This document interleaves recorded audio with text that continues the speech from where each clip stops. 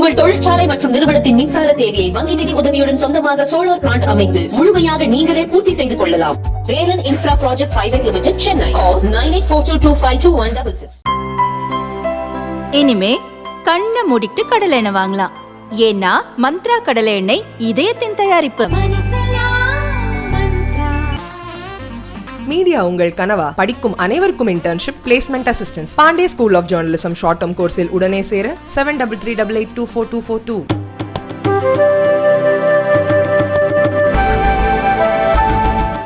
President CII, Shri R. Dinesh, Director General, Shri Chandrajit Banerjee, ladies and gentlemen. It's a great pleasure to join you all at the CII Annual Business Summit 2024. And it is only appropriate that the theme this year is one of co-creating the future responsibly. After all, we are in the midst of making crucial decisions about the future of the nation. As I will share with you, this happens in a challenging global context and will both contribute to what is happening in the world as well as be shaped by it. If one looks at the last 5 to 10 years, there is actually a strong contrast between the direction of India and the state of the world. At home, we have seen robust growth, sweeping reforms, radically improved governance, fiscal discipline, infrastructure progress, rapid digitization, and a focus on developing skills.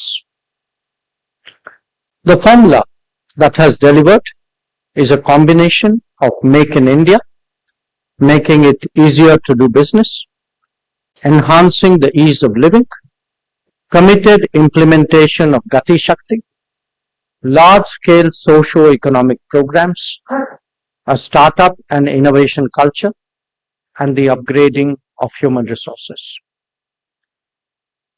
These, I remind you, have taken place overcoming the daunting challenges of the COVID pandemic. As a result, the outlook in India, not just the growth rate, the outlook in India is positive and confident. It says so much that the party in power is actually campaigning on its record of the last decade, reflecting a mood of pro-incumbency. In fact, it is this foundation that allows the nation to plan ahead for the next 25 years with Viksit Bharat as our goal. The world, however, looks very different. In fact, very difficult. The impact and overhang of COVID on the global economy remains strong. There is widespread realization of the dangers of overconcentration, be it in manufacturing or technology. We all saw for ourselves how our supply chains were disrupted and how the demand-supply imbalance was leveraged. This concern is now manifested in the endeavors to build more resilient and reliable supply chains, diversify centers of production, and to the extent feasible, de-risk the global economy. Developments in the digital domain have further added to this trend. In an era that values data privacy and data security, and which is poised on the threshold of an AI revolution, trust and transparency are now at a premium when it comes to sourcing and when it comes to collaboration. The challenge here is less that of multiplicity of the supply chain and more one of its integrity and of its origin. Where the digital and manufacturing domains meet, as they do in the world of semiconductors, the predicament is doubly acute. For India, these are challenges that, with the right leadership, are being converted into opportunities. Make in India can enable us to enter the global supply chains in a break from the past. The anxieties that stem from the COVID experience have been further magnified by the conflicts, tensions, and divides of our era. A decade and a half ago, the narrative was one of harmonious globalization, of peaceful rise, and of win-win situations. Even a few years ago, the prospect of significant conflicts on a prolonged basis was inconceivable. The Abraham Accords, for example, held so much promise. On key challenges like climate change and terrorism, the hope was that convergences would actually grow. SDG targets for 2030 actually appeared within reach. Instead, today, what is the reality we are staring at? An Ukraine conflict, now in its third year, a huge escalation of violence in West Asia, Middle East, that could spread beyond, the disruption of logistics due to war, due to sanctions, drone attacks, and climate events. The world is experiencing a 3F crisis of fuel, food, and fertilizers. In Asia, new tensions have emerged in land and sea as agreements are dishonored and rule of law disregarded. Terrorism and extremism have started to consume those who have long practiced it. In many ways, we are actually going through the perfect storm. For India, the task is to mitigate its impact on itself and contribute to stabilizing the world to the extent possible. It is this judicious combination of Bharat First and Vasudhaiva Kutumbakam that defines our image as Vishwabandhu. A different dimension of the concerns that we harbor is one emanating from a combination of excessive market shares, financial domination, and technology tracking. Between them, they have actually allowed for the weaponization of virtually any form of economic activity. We have seen how both exports and imports, access to raw materials, or even stability of tourism has been utilized to exert political pressure. At the same time, the power of currency and the threat of sanctions have been deployed in the toolbox of international diplomacy. Quite apart from these conscious efforts, there have been collateral consequences of hard currency shortages and uncertain logistics. All these are driving countries to re-look at the working of globalization and to devise their own solutions.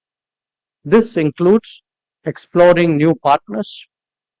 It includes creating shorter supply chains, building inventories, and even devising new payment arrangements. Each of these has some consequence for us.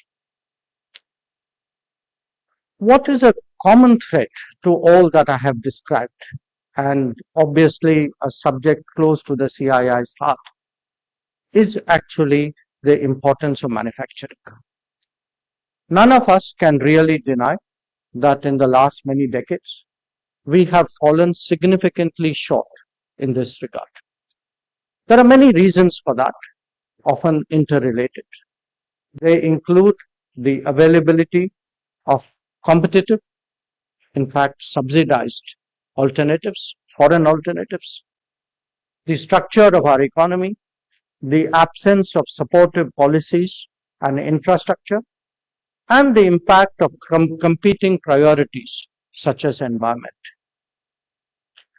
Let us also recognize that till 2014, there was also no policy leadership in this regard.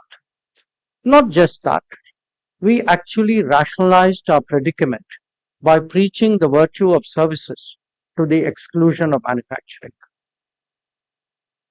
The problem that this has created has today three major challenges.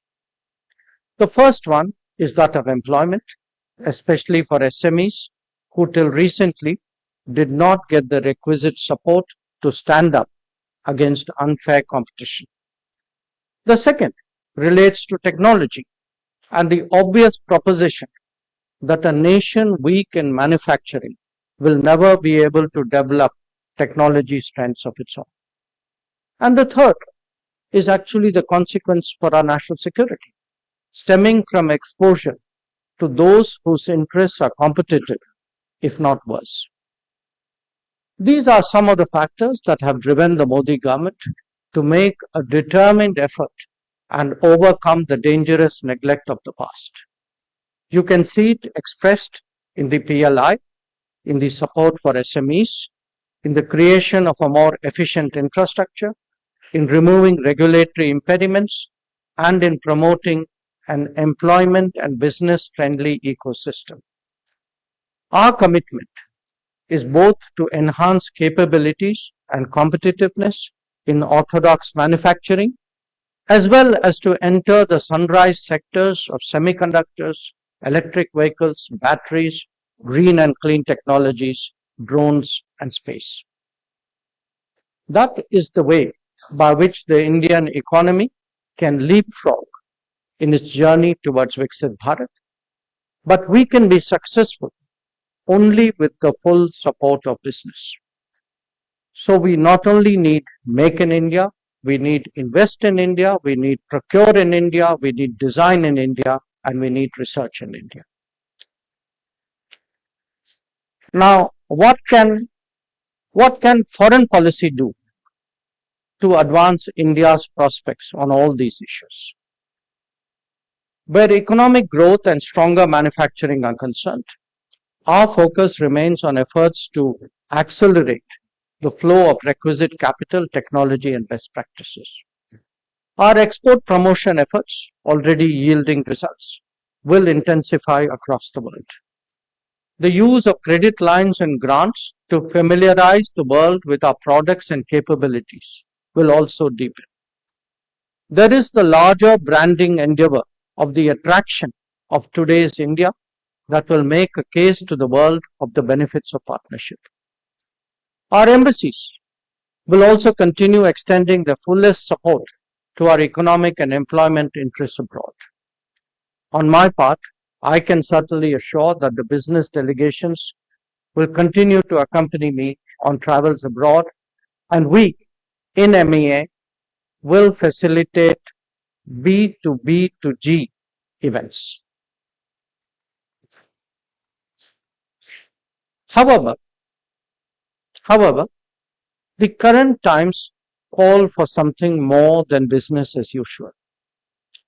Because trust and reliability have become so important, foreign policy is today charged with creating the comfort levels between governments to make that happen.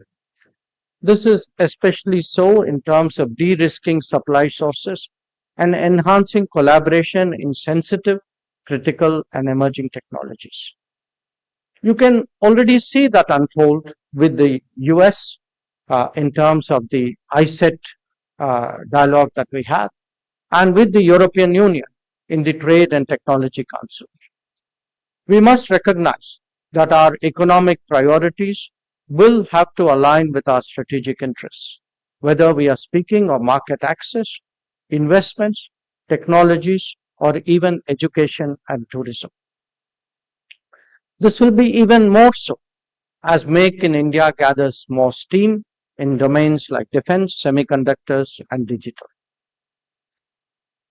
An economy with the prospects of India also has to look at accessing global resources more seriously if we are to fuel our growth.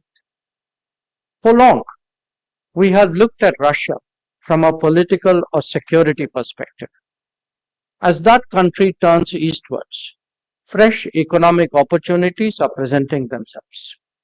The spike in our trade and new areas of cooperation should not be regarded as a temporary phenomenon. Many other recent partnerships also offer such possibilities such as those with Australia and with Latin America, in addition to established ones like Indonesia, Africa, and West Asia.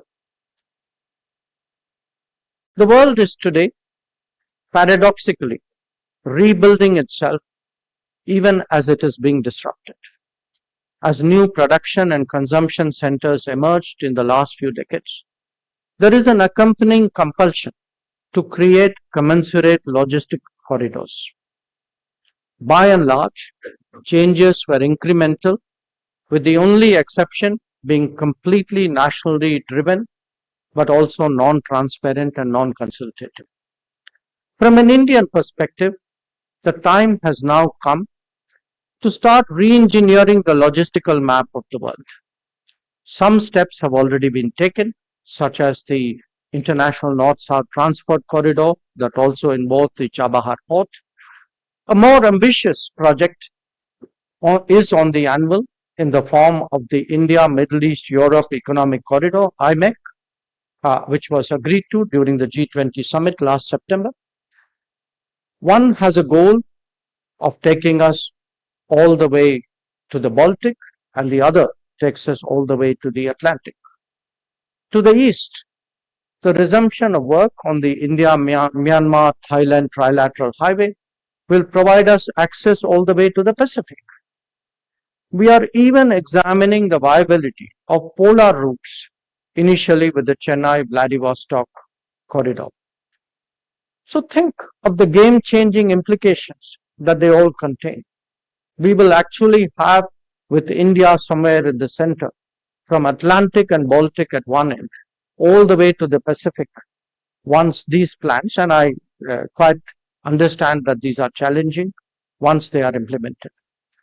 So today, you will appreciate the importance of diplomatically carrying others in our quest for economic betterment. In the era of a knowledge economy, the role of Indian skills and talent are also being reassessed.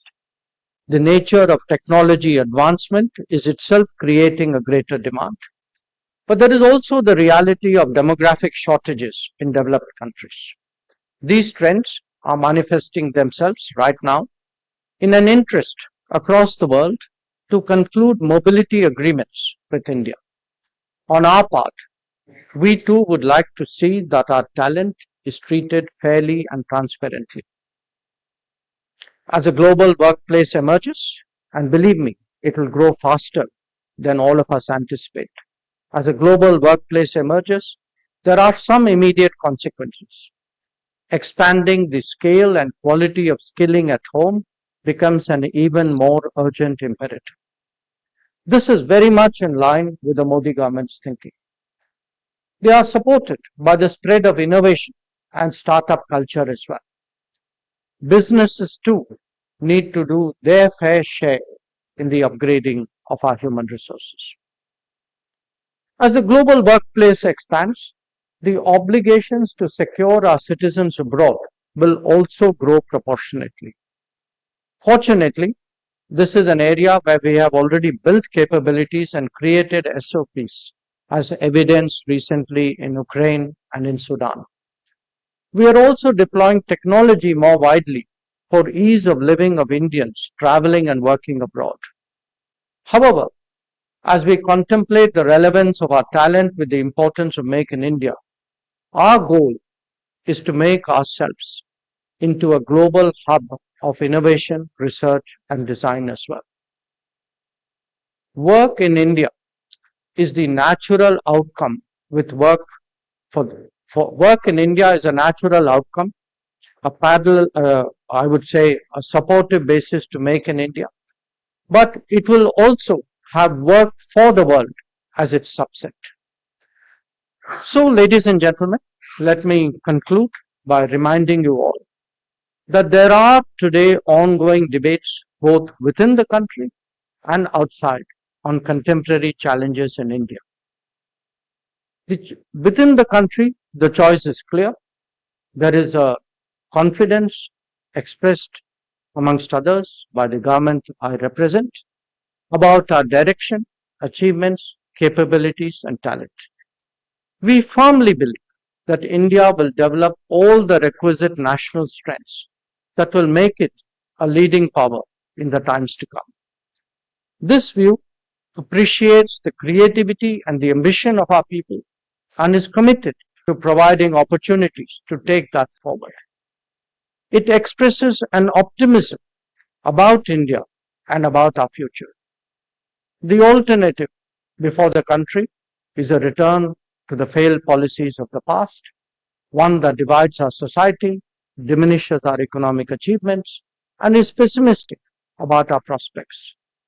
At the global level, there is a broader consensus about India as a key source of growth, a valuable addition to supply chains, and as an important pool of talent. I have every confidence that as the people of our country make their choice, the world will welcome our efforts in the Amrit Kal to move towards a Viksit Bharat. It is a journey in which all of you as creators of jobs, of technologies and of wealth, you will make a crucial contribution. Just as we in the government are preparing for the 125 days after, all of you will surely be applying yourselves too to similar endeavors. That is how we will co-create our future. I look forward to a continuing partnership in the service of our nation in the times ahead. Thank you very much for your attention.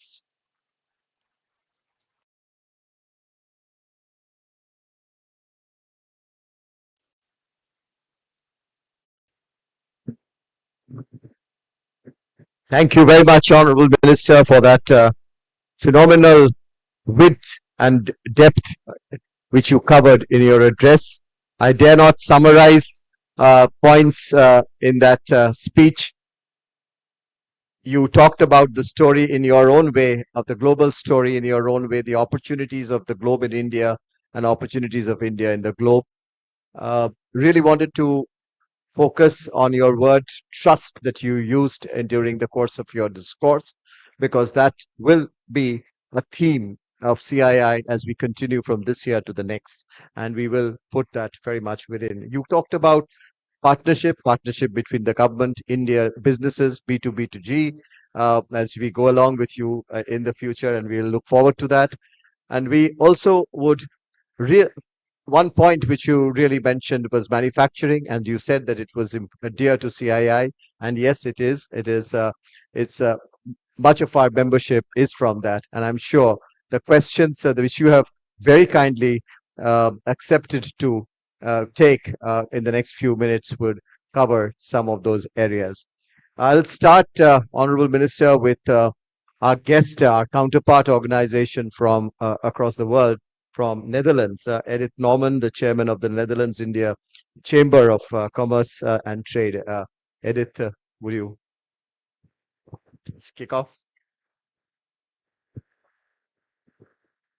Mic to Edith, please. Yeah.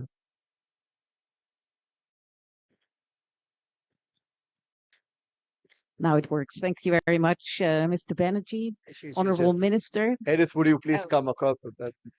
You're getting hidden by the I'm podium. hidden behind the tree or something. Yes. Where would you like to have me? So we're a bit closer. Sorry about that. No problem. It's an honor. Thank you very much. Honorable Minister, Mr. Banerjee, good afternoon. Thank you very much for having me here. My name is Edith Nordman, and I'm the chairman of the Netherlands India Chamber of Commerce and Trade.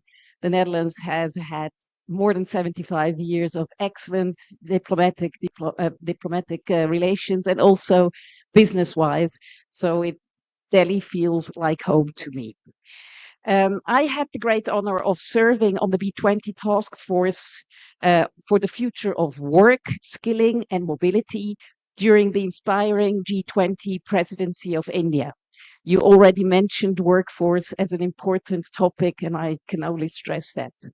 It is with immense pride that I share how this year was marked by India's exemplary leadership on the global stage, demonstrating that a high spiritual and moral compass is the perfect foundation for inclusive growth and well-being. Honorable Minister, co-creating the future responsibly means to look at the workforce not only locally, but also globally. You just started mentioning that in your speech very, very nicely. Thank you for that. Let's give you short numbers about Europe. By 2050, Europe will lack 50 million people to remain competitive.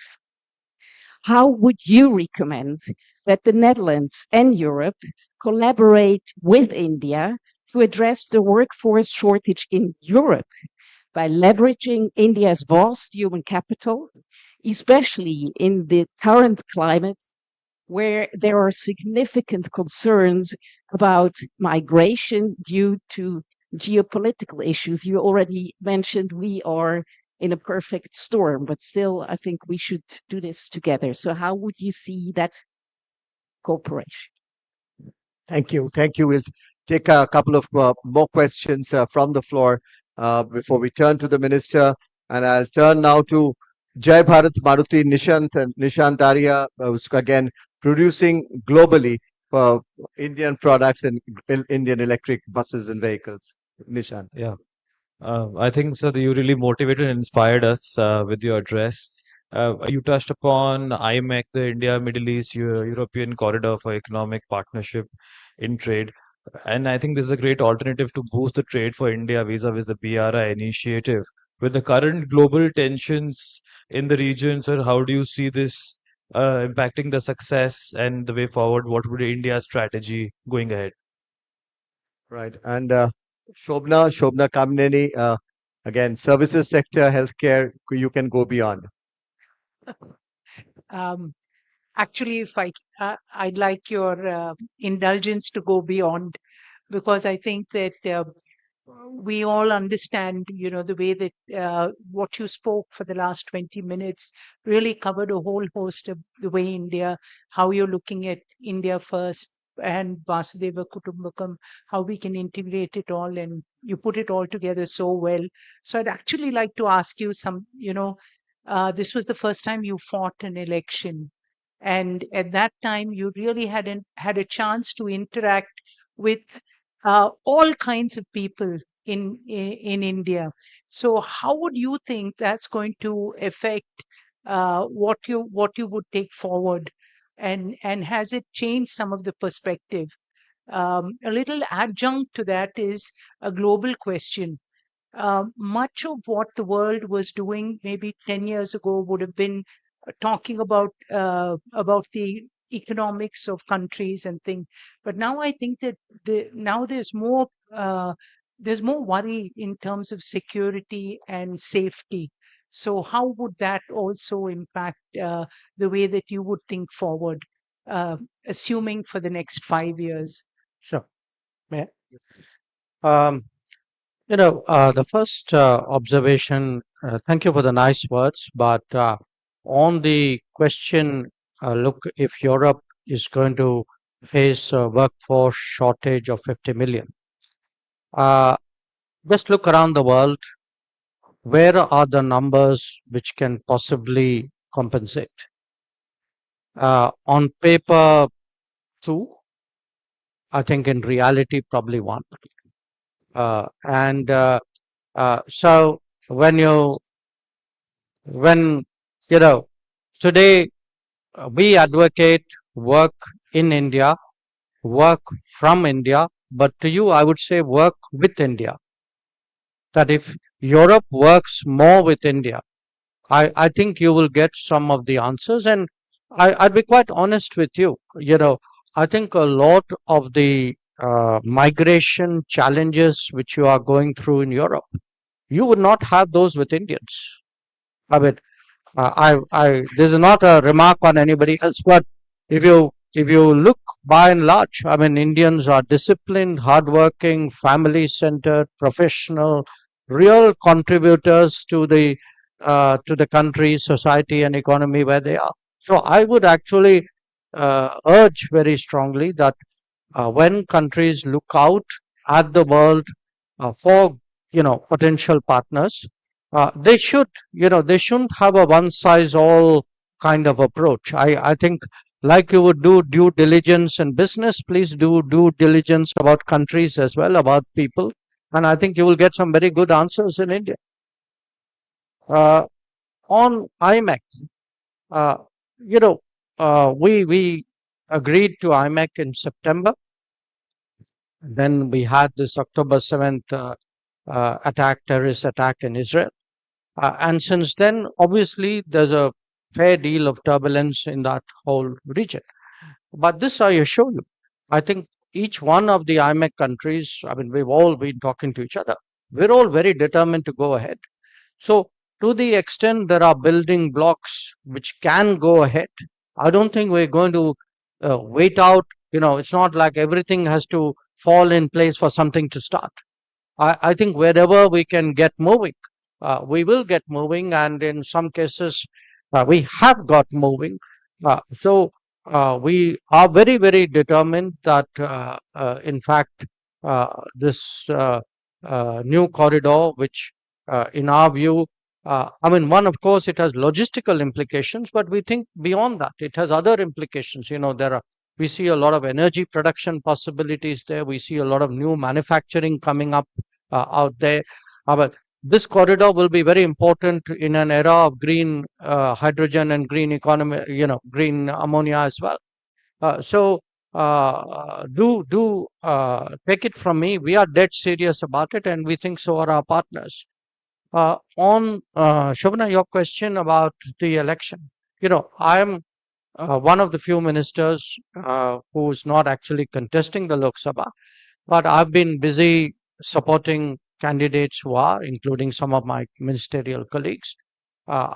So far, this election, I just came from Maharashtra yesterday night. I've done about 10 or 11 states so far. Look, from a person like me, it is an experience. I've done 2 Vidhan Sabha, state assembly elections. I've done Gujarat, I've done Karnataka. One went well, one didn't go so well, but there were learnings in both. I think this one would go very well. So I don't want anybody to have any doubts on that. I would say I have in a way, the objectivity of a person who's come new to the business. Also, to some degree, maybe I ask questions which normal people don't ask. Simply because I'm new, in a way, new to it. But I do sense in this at this time that there's a lot of to me there are 2 big takeaways or 3 big takeaways. One, that a lot of work which has been done in the last 10 years has actually filtered down to the ground, and there's a very good ground response. Number 2, there is actually today, with a lot of people, a sense that their lives have got better. I think they have a metric to measure it before. And the third takeaway for me, which is personally very pleasing, I'm actually very impressed by how much interest there is in foreign policy across the country. I expected it in big cities, okay, Mumbai, yes, Calcutta, yes. But, when I see foreign policy interest, you get 2,000 people who come to talk to you in Bikaner and in Nashik and, in Bhuvanagiri, in outside Hyderabad. Then actually today that people understand today that this is globalized, that there is they have stakes really in how the nation is faring. I think to me that's been a very welcome revelation. Your last point, I agree with you. I think one big, we are often being presented with a sense that there's today a deep competition between US and China, which is not untrue. But I think there's a larger point, and the larger point is that increasingly business choices will have to take national security into viewpoint. It will apply to every country, at least to every, I'd say big or medium-sized countries. It will certainly apply to us. And I think business cannot be just pure business anymore. In many ways, it has not been, but often it has not been in a one-sided way. I think this will become a much more prevalent business practice across the world. Thank you. Thank you very much. I'll go to the second round and I'll start with Jitesh, Lord Jitesh Gadia. Jitesh, the mic to Lord Gadia there, please.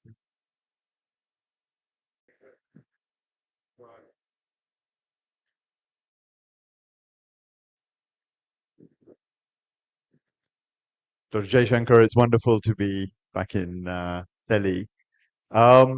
Just maybe a two-part question for you. This is a big year for the world in terms of elections. I think more than half the world of the world's population is going through some 70 countries.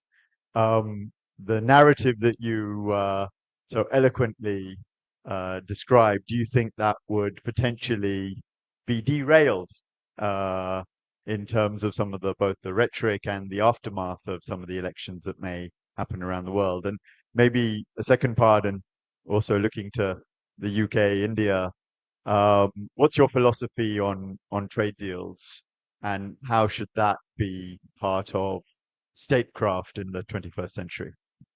Thanks. Mr. Sunil Bunjal.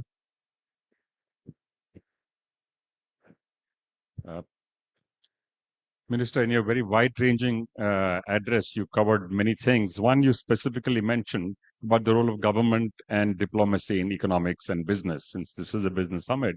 Let's talk a little bit about our own neighborhood. You did talk about China right now. We still have a 100 billion deficit with China. But as a region, we are the lowest traded region in the world today.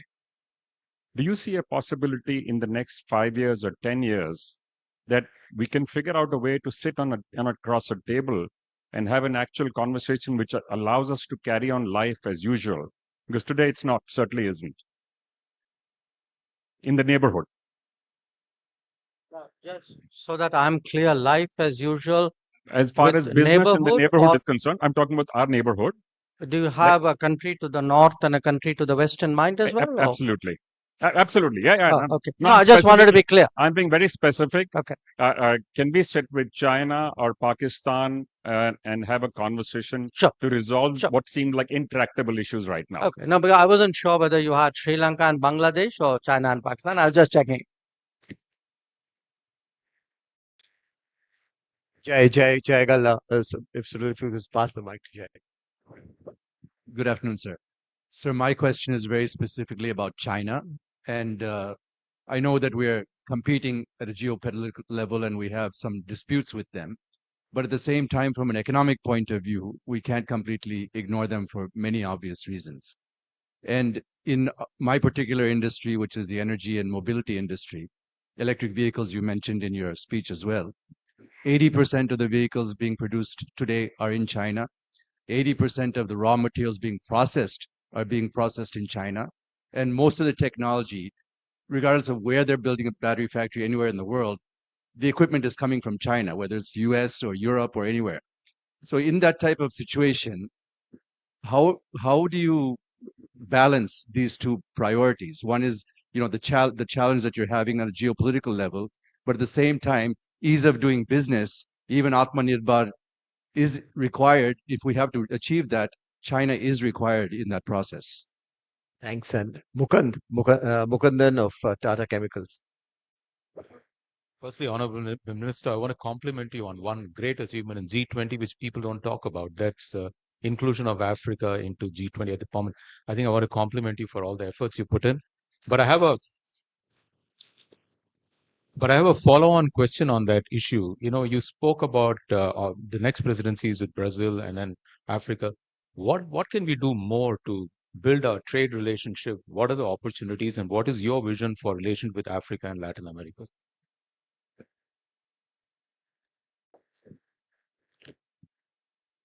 The first question, yes, it's a big year for elections, a lot of elections going on in the world. But, my global assessment actually was not based on things going well. I mean, frankly, my global assessment is based on things already not going well with the reasonable assumption that they will continue to not go well. So definitely some elections are more important than others. We will not mention names, but some will be more consequential. But I can only say that when I look at many of the significant small d democratic elections this year, I don't think where India is concerned that our interests would be negatively impacted by an outcome. I think the nature of our relationship with different countries, our history, we don't have many of the alliance anxieties which some other countries in the world have. We don't have the subsidy concerns which many countries have. So I am, uh, I'm confident. I'm not sanguine, but I'm confident that whatever the outcomes in different parts of the world in different elections, for us, we should be able to sort of keep the ship steady. I'm not saying that it's done on autopilot. It will require diplomacy. It will require thinking through. It will require relationships. All of that is there. I mean, in fact, when I spoke about wandering around this country and talking to people about foreign policy, I mean, one point which uh, I think they receive well is, we will have to grow in a difficult world. When China, the kind of growth path, the real years when China grew strongly, China had a very, very advantageous global environment. We won't have it. We don't have it. So we have to plan for that uncertainty. We have to build it into our calculations, but we need the kind of leadership and the kind of government and the kind of judgment which will take us through that turbulent era. On the philosophy of trade deals, we are for trade deals if they work for us. And I think the challenge in any trade deal is to get the right balance, because every trade deal is some element of give and take. I suspect the one you are particularly interested in, though you didn't explicitly mention it, I think they haven't yet got that right balance of give and take. And those negotiations carry on, and we'll have to really see where we go. On regionalizing the neighborhood, uh, you know, uh, actually, if one looks at especially the last 10 years, there's been a great improvement in regional connectivity and regional interdependence. If I for the moment look at the other countries I spoke about, if you look at Bangladesh, Nepal, uh, Bhutan, Sri Lanka, uh, uh, definitely Bangladesh, Nepal, you can see today there are road connections, there are rail connections, there are power grids, there are fuel pipelines, which didn't exist before. I mean, if you are to traverse the border, it is so much easier. The volume of business which is being done is more. Our access to ports, which is something we've never had on a national basis in Bangladesh, is actually something very big. A lot of these have great consequences for our eastern states and our northeastern states. So I would say, if I were to look at structurally, with with Bangladesh, Nepal, Bhutan, things have actually gone well for us. Politics has gone steadily in Bangladesh, been a bit more erratic in Nepal, been very steady in Bhutan. That's the scenario there. In the case of Sri Lanka, we have three big proposals on the table that we are working on.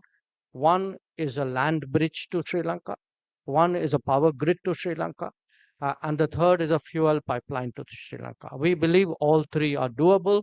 We think this will help both countries. It will certainly give Sri Lanka access to a lot of uh, Indian, products and services on scale. People saw, for example, after the Ukraine conflict, that when they source fuel out of India, it was significantly cheaper than negotiating it yourself. In fact, very often they couldn't negotiate supplies at all. So that is more doing well. I think with Maldives, our development projects are doing well. We definitely had some political turbulence. We are hopeful about managing it. I think things are a little bit more constructive after my counterpart came over. So that brings us to the two questions, to other neighbors, because then the China, I can Jaidev, lead to your question as well. Where Pakistan is concerned, look, 2 points here. One, we have struggled continuously with the fact that they have unrelentingly practiced terrorism, cross-border terrorism.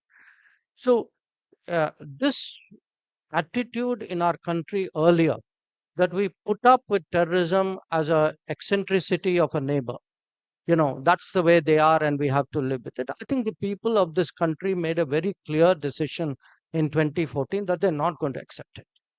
So in this country, I think the tolerance for any kind of cross-border terrorism activity is very low. It is very clear that there will be consequences both across the LOC and across the IB if something like this happens. That is really the message of Uri and Balakot. Now the ball is in their court. If they wind down, this industry which they have built up over many, many decades, then people will treat them like a normal neighbor. If they make this their core competence, then obviously that will define, their image. So we have been very straight with them that they have to make up their mind. They have to make up their mind, and part of the problem is also that after 2019. The then Imran Khan government took a number of steps which actually downgraded the relationship. We didn't do it, they did it. So, where Pakistan is concerned, I think our messaging has been very clear to them. And we have to see, they've also just had their election. We have to wait and see, what do the people who have now come into power, what do they decide? Where China is concerned, I think it's more complex. There are, I would say, at least three aspects to it. One, the fundamental aspect that if peace and tranquility in the border areas is disturbed, would you do business with somebody who's just barged onto your drawing room and is, trying to make a mess of your house fencing? You won't. There's a common sense proposition there. I mean, if a country has gone back on written agreements and is doing something on our borders, how can we then say that the business world will continue as normal and other things won't? So that's one complication. That doesn't, by the way, mean business stops, because the numbers show you business has not stopped. So you use the word we cannot ignore. Business in this country has not ignored China. In fact, business is buying from China.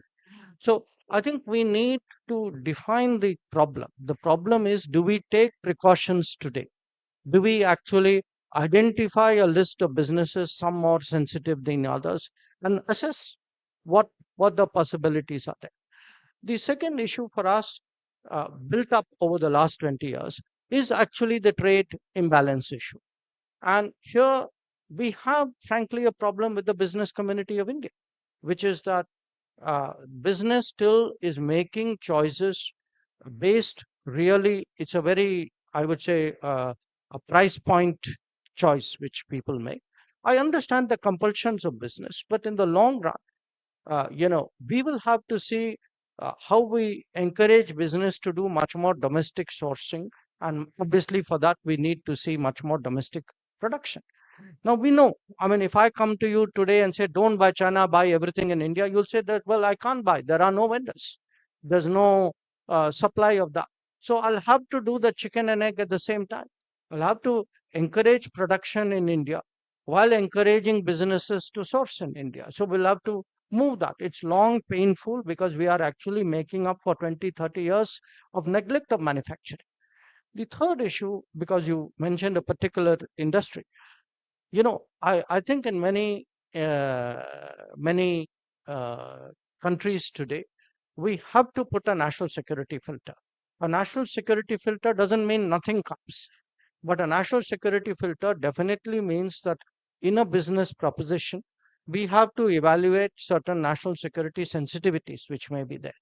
So where China is concerned, we will still encourage people in this country, manufacture in India, source in India, procure from India, wherever possible, try to think a little bit more medium term, long term than you can. But we have not completely and utterly prohibited people working with China. But frankly, we would much rather you work with Indian companies if there is an Indian option available to you. That I think is good for our national security. We hope you think that it is good for your own business in the long term. Thank you. Sorry, no, I had Mukundan's Yeah. question. So, Mukund. G20, sorry, Africa. We see, today, if one actually looks at our trade investment figures in Africa and Latin America, they're actually quite impressive. In fact, we do much more business than most, it's only the enterprises involved who really focus on it. But I have myself, tried to travel as much as I can. A lot of it was interrupted by the COVID. But I've seen, in both these geographies today, Indian products, Indian services, Indian project capabilities, Indian trade is very valued. I think we have established our reputation. I think our businesses are understanding the risks as well as weighing the opportunities. So if you ask me straight out, yes, we would, as a policy, we would encourage much more business with both Latin America and with Africa. And certainly when we are looking into a new government and saying, okay, what are the policy directions we are going? I want to tell you definitely one of the recommendations that I would be signing off at the end of this term to the Prime Minister is these are two geographies where we need to give very much more effort. And we see this on the ground. I mean, we are actually looking at bigger numbers and greater volumes.